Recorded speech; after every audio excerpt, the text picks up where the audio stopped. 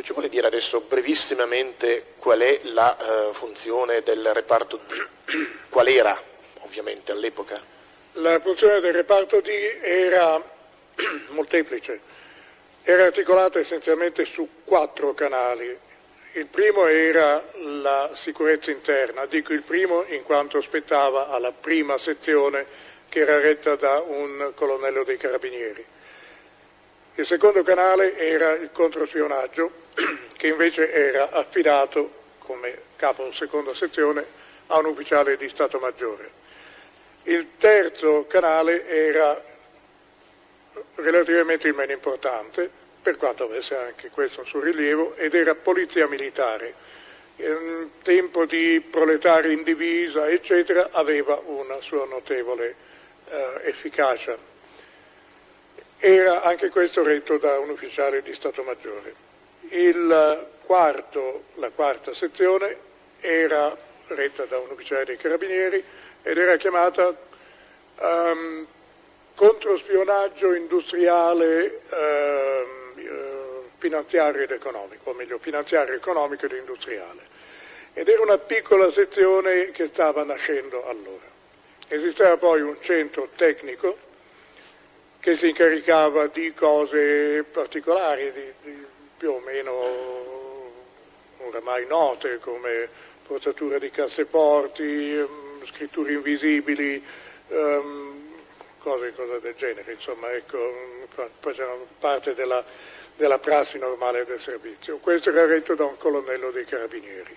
Ecco, scusi, per capire, le attività di controspionaggio sono anche queste attività che si svolgono all'interno del paese? No. L'attività di controspionaggio era contro, o meglio, per la protezione del paese dallo spionaggio straniero. Naturalmente si poteva anche rivolgere a cittadini italiani nell'interno del paese. Quindi l'attività di controspionaggio è un'attività che si svolgeva sia all'interno sia all'estero? Sia all'esterno. Questo è il senso? Sia all'esterno.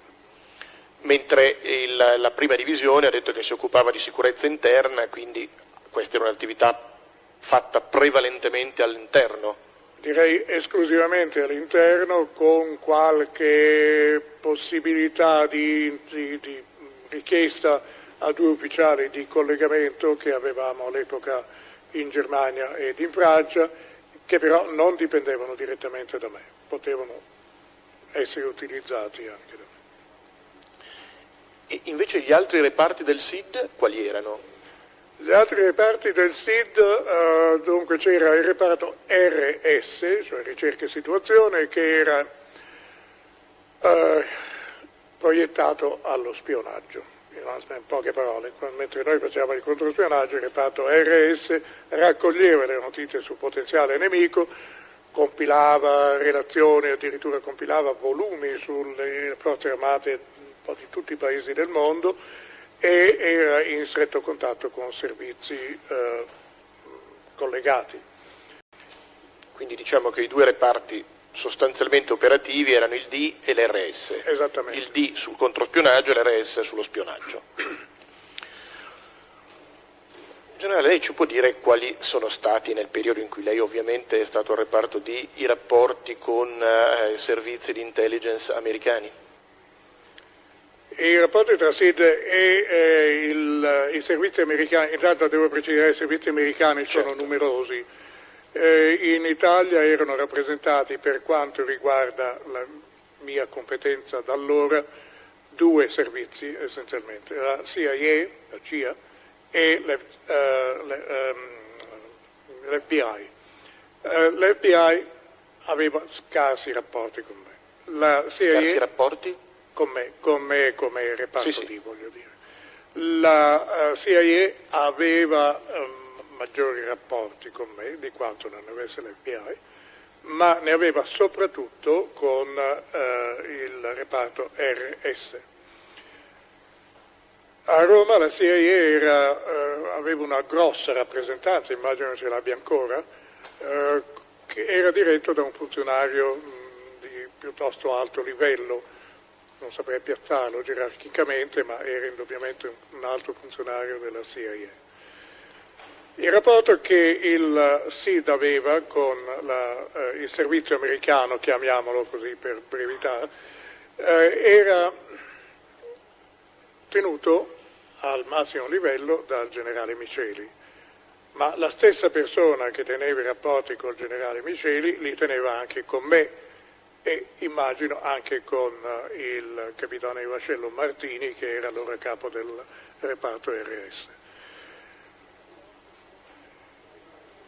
Il rapporto tra il reparto D e il servizio americano era, direi, in una sola direzione, perché il servizio americano dava pochissimo, a me reparto D, chiedeva, non dava molto soddisfacenti risposte ai nostri quesiti, teneva un rapporto cordiale, amichevole, ma se devo fare un parallelo, molto meno soddisfacente e costruttivo di quanto poteva fare, per esempio, il servizio israeliano. In poche parole, la sensazione mia, devo dare una sensazione, perché purtroppo il rapporto è stato piuttosto scarso, ma la sensazione mia è che ci fosse una volontà nel mantenere scarso questo rapporto. Scusi, quando lei dice dava pochissimo, intende dire che dava poche informazioni? Questo è il senso? Dava poche informazioni e non dava un contributo, soprattutto operativo, anche se noi lo desideravamo. Mentre col reparto RS i rapporti erano molto più frequenti e intensi, anche perché l'input americano diciamo sullo schermo informativo del reparto RS era molto forte, dato che gli americani avevano notevoli fonti di informazione sparse lungo tutta la frontiera tra est e ovest e anche più in là. Quindi devo dire, il reparto D non ha mai avuto, ai miei tempi almeno, un rapporto molto fattivo, costruttivo col servizio americano. E quando lei invece, siccome lei ha detto che era ad una sola direzione, nel senso che loro davano pochissimo, mentre chiedevano molto, se non ho capito male. Chiedevano più di quanto non dessero. Ma alle loro richieste il SID accedeva o no, per quanto le risulta? Sì, certamente accedevamo, erano soprattutto richieste in materia anzi esclusivamente in materia di controspionaggio. Nel senso che era sempre richieste di informazioni? Sì, di informazioni. Sulla materia di controspionaggio che riguardava soprattutto movimenti diplomatici, sovietici, attenzione che noi concentravamo su determinati uffici, per esempio turistici, marittimi, eccetera, dei paesi dell'Est, questo genere di informazioni. Per quanto lei sappia, il servizio americano contribuiva anche in termini di contributi economici all'attività del SID? Certamente, e in modo anche piuttosto importante. Non ho cifre, non trattavo io la materia era trattata direttamente dal capo servizio e dal capo ufficio amministrazione, che chiaramente introitava questi soldi o ne teneva il conteggio. Il servizio americano ha avuto una parte determinante, per esempio, nella creazione del campo addestrativo di Capo Marraggio, in provincia di Alghero. No, non è provincia, ad Alghero comunque. E certo molti contributi sono stati dati anche in materia di mezzi tecnici. Questi contributi, per quanto lei ne sa, provenivano direttamente dal servizio americano e venivano dati al servizio italiano o passavano attraverso i governi, per quanto lei ne sa? No, credo che, per quanto ne sappia, credo che fossero dati direttamente da servizio a servizio. C'erano anche altri servizi di intelligence che hanno dato contributi rilevanti, significativi al servizio italiano? In materia di contributi finanziari Sì, non sì. credo, non so, ma non direi, vorrei escluderlo. In materia invece di concorso informativo, a parte il servizio israeliano che ha avuto un'importanza notevole, soprattutto nel periodo del terrorismo palestinese, non granché. Ho avuto contatti con i servizi britannico, per esempio, pochissimo con quello tedesco, poco con quello francese. Lei sa se ne ha notizia, se le risulta che il servizio, la CIA in sostanza, perché lei ha detto che poi in sostanza i rapporti erano con la CIA, utilizzava o si serviva in qualche modo anche delle basi americane in Italia? Logisticamente intendo dire. Non ho la certezza che questo venisse, ma avendo svolto corsi della durata di 2 anni negli Stati Uniti, posso dire che corsi di livello militare, Stato Maggiore, posso dire che la CIA aveva indubbiamente una sua presenza nei comandi più elevati, comandi della NATO più elevati. Per essere più chiari, voglio capire, questo significa che uomini della CIA o comunque collegati in qualche modo alla CIA, oltre ad essere presenti, suppongo, nell'ambasciata americana, che mi sembrerebbe scontato, erano presenti anche nei comandi NATO in Italia? Io direi quasi certamente sì, così come potevano essere presenti presso per esempio l'American Institute o presso la Pan American, adesso non so se sia ancora, o presso altri organi, non c'è dubbio. C'erano anche degli elementi della CIA in vari organi che non erano strettamente civili, anzi erano strettamente militari, ma avevano anche una funzione di notevole importanza politico-militare nel quadro dell'Alleanza Atlantica, come per esempio i grandi comandi del Mediterraneo o dell'Europa centrale. Generale, lei sa se, e se lo sa in che misura e in che modo la CIA aveva, perché stiamo sempre parlando di fatti accaduti 30 anni fa, una sua posizione, una sua visione, come dire, strategica in ordine alle attività in senso lato, diciamo, eversive che si sono svolte in Italia nel periodo tra il 68 e il 75? Noi parliamo di CIA molto spesso, come ho detto prima, per riferirci ad attività dei servizi americani in genere. È possibile che la CIA sia venuta a conoscenza o addirittura, essendone a conoscenza, abbia incoraggiato e forse anche aiutato movimenti eversivi che facevano in quel momento comodo a una certa particolare politica americana, che era una grande politica, indubbiamente, di livello strategico, di livello globale. D'altra parte, io qui voglio riferirmi, anche se non ha una precisa attinenza a quello che lei mi ha chiesto poco fa, che no, non sono io che sogno, Sogno. Edgardo.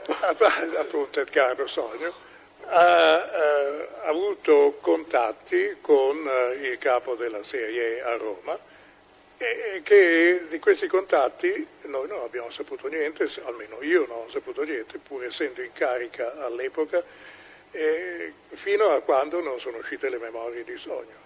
Quindi indubbiamente c'erano dei contatti che portavano in direzione di un'acquisizione di informazioni, ma che avrebbero, a mio parere, tra alleati avrebbero dovuto esserci resi noti, perché quando si sa che un medaglia d'oro Sogno sta raccogliendo le fila per quello che sarà poi un colpo di Stato nelle sue intenzioni, e anche un colpo di Stato piuttosto spregiudicato. Ne parla con il capo della CIA a Roma, e il capo della CIA non corre dal capo del servizio, e a dirgli questo mi sembra una politica un po' strana tra alleati. E che ci sia stata un favore forse anche operativo rivolto verso questi gruppi non è da escludersi, non ho prove in merito. Ma questi gruppi, i gruppi che rispondono a queste caratteristiche sono per esempio, potrebbero essere gruppi come quello di Ordine Nuovo? È opposizione, perché ha detto che non ha elementi.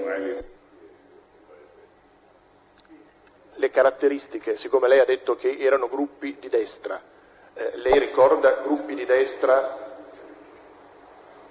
No, non ricordo, e dico per nome, non li potrei chiamare adesso. Ritengo per esempio che in tempo successivo a quello che noi stiamo esaminando adesso, ma sempre durante il mio periodo di gestione, la Rosa dei Venti fosse uno dei movimenti con i quali elementi dei servizi informativi americani avevano contatto e delle cui intenzioni erano a conoscenza. A lei risulta che i servizi americani, ancora la CIA per semplificare, avessero degli informatori nell'ambito di questi gruppi anticomunisti? Io penso di sì. Non fossero tanto infiltrati quanto informatori. Infiltrati, chiamiamoli comunque informatori. Sì, ma la domanda era relativa ai gruppi... per quanto riguarda i gruppi eversivi, ai non gruppi ho prove. Comunque anticomunisti, siccome lei ha parlato di gruppi anticomunisti, sì. Restiamo i gruppi anticomunisti. Non conosce persone, non ho prove. Perlomeno non è a conoscenza di casi specifici. E siccome lei ha detto che la sua impressione la ritiene più che valida, volevo capire da che cosa aveva tratto questa impressione dell'esistenza di questa attività. La mia impressione deriva ancora una volta in parte dalla mia esperienza.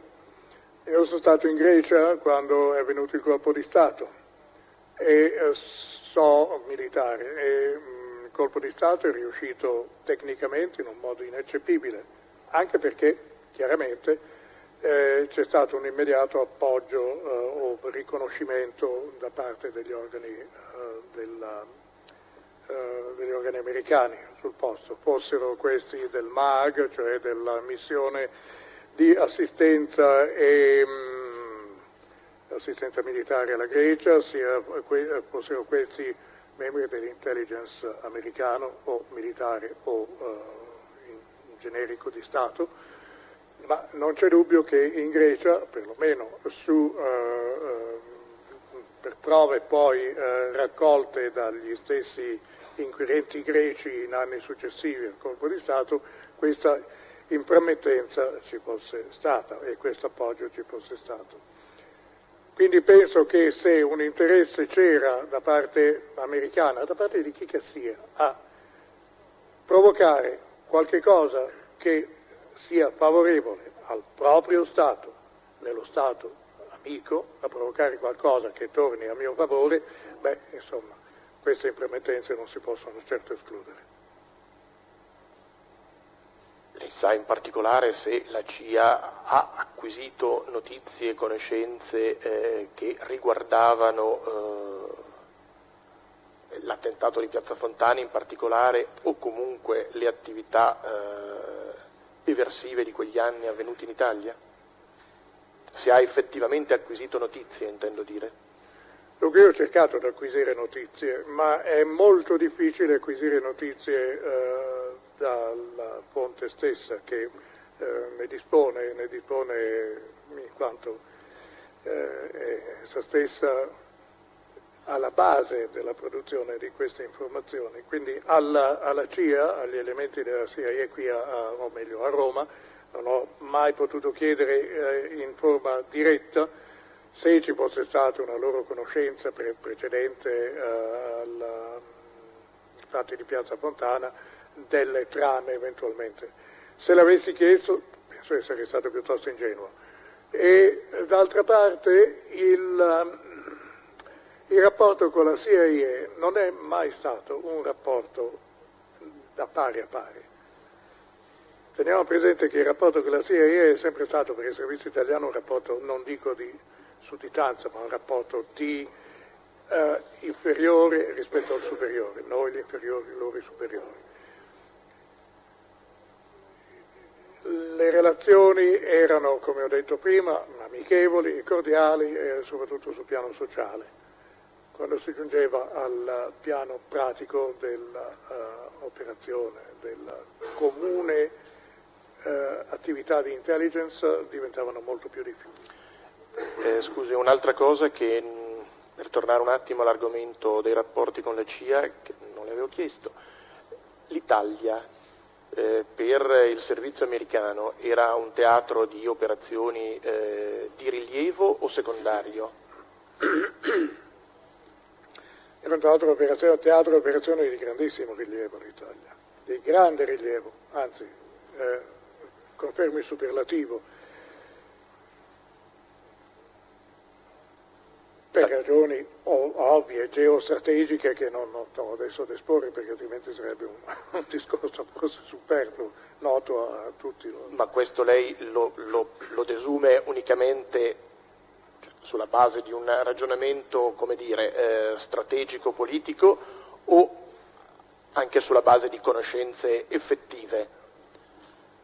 Cioè, voglio dire, ci sono degli elementi da cui lei ritiene di desumere questa grande importanza dell'Italia per non sono delle deduzioni mie, non sono delle ipotesi mie affatto. Le ho detto, io sono stato 2 anni a corsi di Stato Maggiore negli Stati Uniti e sono stato per diversi anni allo Stato Maggiore dell'Esercito, e in tutti quel periodo ho avuto per le mani la pianificazione operativa e la pianificazione anche ordinativa per il presente e per il futuro della NATO. Quindi so che l'importanza dell'Italia era grandissima per gli Stati Uniti e per la NATO, quindi grandissima finché esisteva un nemico, Unione Sovietica e Patto di Varsavia.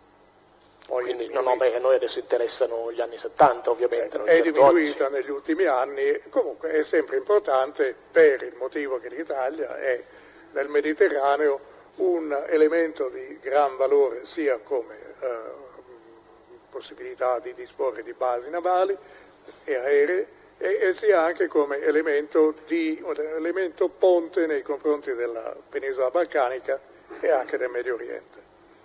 In questo più sicuro della Grecia, la quale ha minori possibilità e ha un contenzioso molto serio con la Turchia. Come livello di importanza, quale altro paese poteva essere, per l'attività di intelligence americana intendo dire, quale altro paese poteva essere paragonato all'Italia? Forse paragonato all'Italia nessuno, superiore all'Italia come valori di intelligence alla Germania, senz'altro. Lei ha conosciuto il generale Falde, Nicola Falde?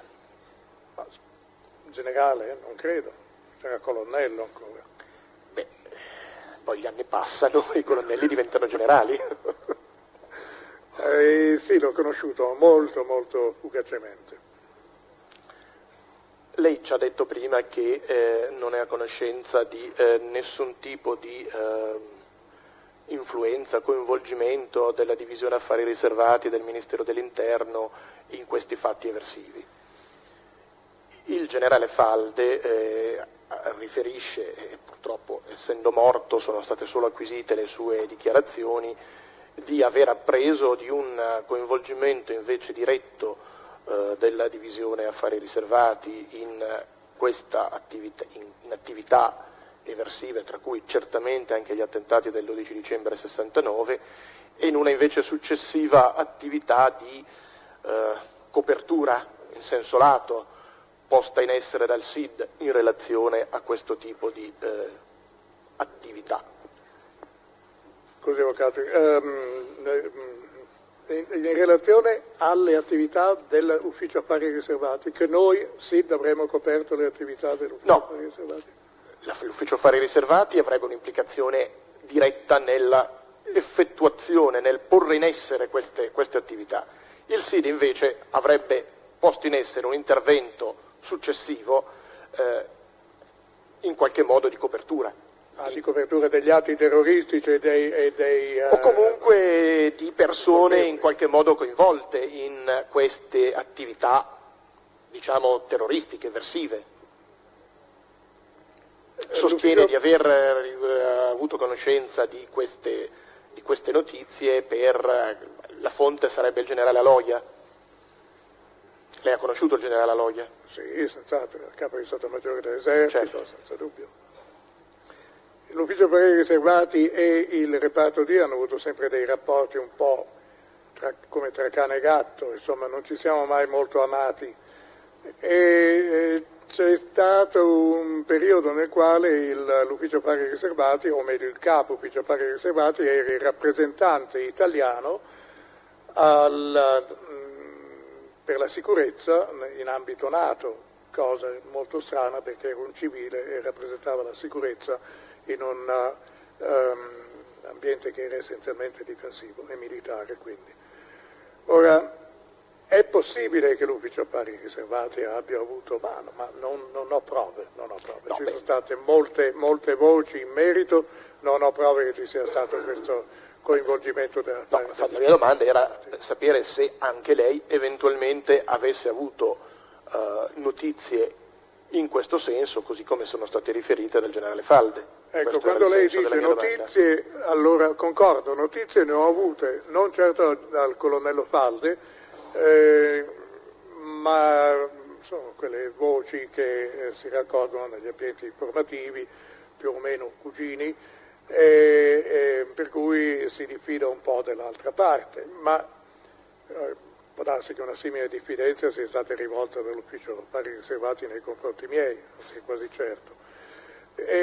Però non ho una prova del coinvolgimento. Si parlava di coinvolgimento, si parlava di strane scomparse di borse o ritardi nella consegna di determinati reperti e così via, ma non ho avuto mai prova diretta di questo. Ma queste notizie erano notizie raccolte nell'ambito del SID, se non ho capito male? Nell'ambito del SID, sì.